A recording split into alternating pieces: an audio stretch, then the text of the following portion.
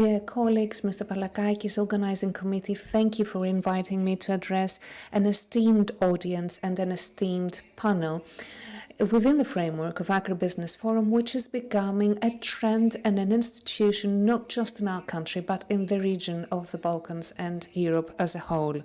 When we spoke of the thematic units and focal points, and I suggested that there should be a further integration of the environmental dimension within the agri-food business, perhaps I was still unclear within my own mind how important it was to me deep down to have a holistic reconsideration, a holistic redefinition of agri-food planning, where the environment is not just a dimension, but rather the policy that will be a long scale, a large scale, and an aggregate that will define the subfields of agri-food production.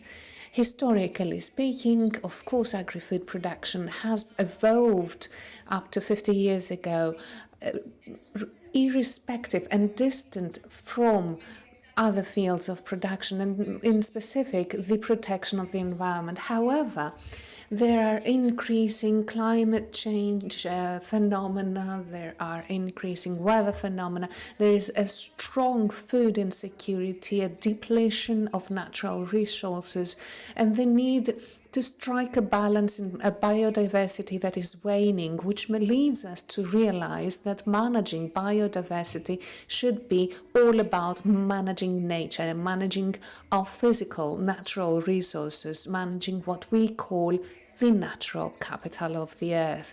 So when discussing agribusiness, when discussing agri-food production, distribution, and discard, we need to reconsider everything as citizens, as end consumers, as well as legislators and policymakers. We need to realize that things have changed. As communities, as farmers, we need to see how we can work to change, transform the agri-food supply chain so that we have an actual convergence with moral teachings, with bioethics, with anything that can be done so that we no longer harm ecosystems and habitats, so that we can ensure coexistence between humanity and nature and our planet, so that agri-food business is complementary, is no longer something that harms nature, but rather that's something that helps heal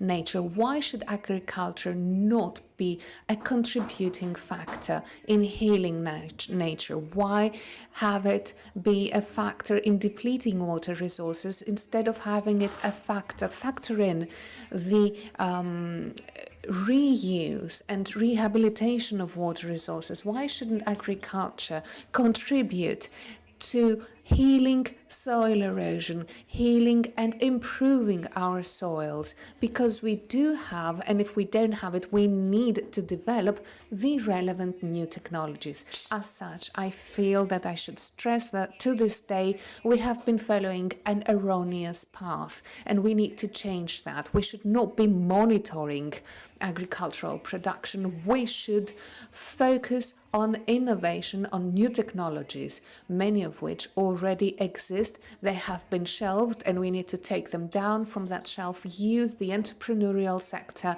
to utilize and capitalize on these technologies. We need long-term, we need sustainable investments. Investments are rising, but at the same time, we need well-aware, well-informed citizens that know of the global threats, the global risks. We need to have the strength and daring to change radically and drastically the governance of agri-food, the agri-food sector, which needs to be embraced and encompassed under global policies. And an example could be how the agri-food systems could profit from just mechanisms, plans and designs if the Ministry of Agriculture was actually part of a ministry umbrella for the environment and sustainability. So a Ministry of Agriculture should be a sub-ministry within a ministry that would look at the proper and optimal use of natural resources. This would allow us to have more rationalized interconnections and solutions in order to grow synergies that are required in order to co-manage water, food, climate and biodiversity. Water, energy, food, climate, biodiversity. This is something that has become a slogan throughout the world. And this is the only way to create a sustainable model for the sustainable development and long-term course of the agri-food system, which will not be plagued by an end-of-life early notice. So we know that on the one hand we've got environmental protection, on the other hand we've got the agri-food sector. To this day they have remained separate, they have remained fragmented. We need to coordinate, and we use this in the international arena as a slogan: coordination.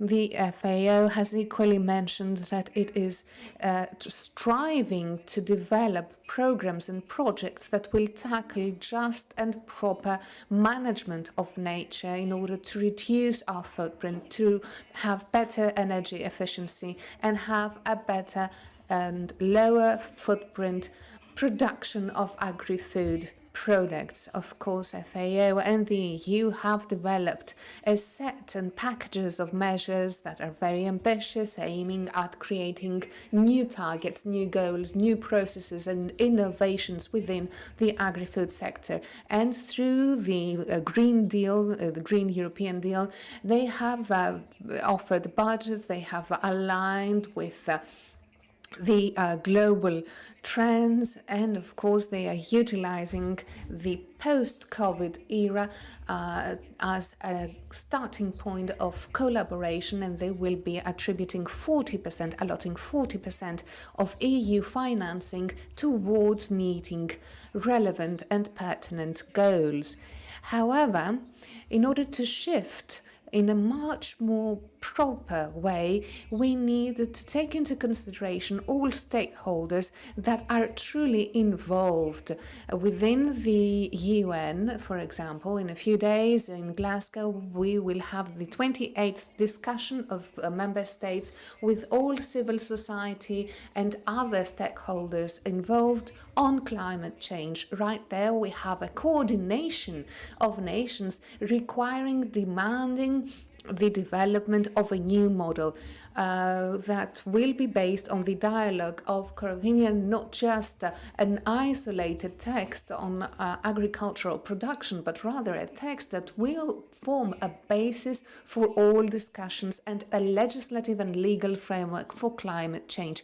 This is a tangible example where agricultural production becomes embraced by environmental policies. And next week we've got the 15th meeting of member states on biodiversity in China. Once again there we will be discussing development of agricultural production within a framework of protecting and rehabilitating and restoring biodiversity and biohabitats. So we see that civil society slowly yet steadily is becoming an important player in agricultural production. Young farmers, women farmers, innovative entrepreneurs that are included, that are a major part of this chain, as well as governments and states, they're all shifting towards this need to transition in order to become sustainable. So sustainable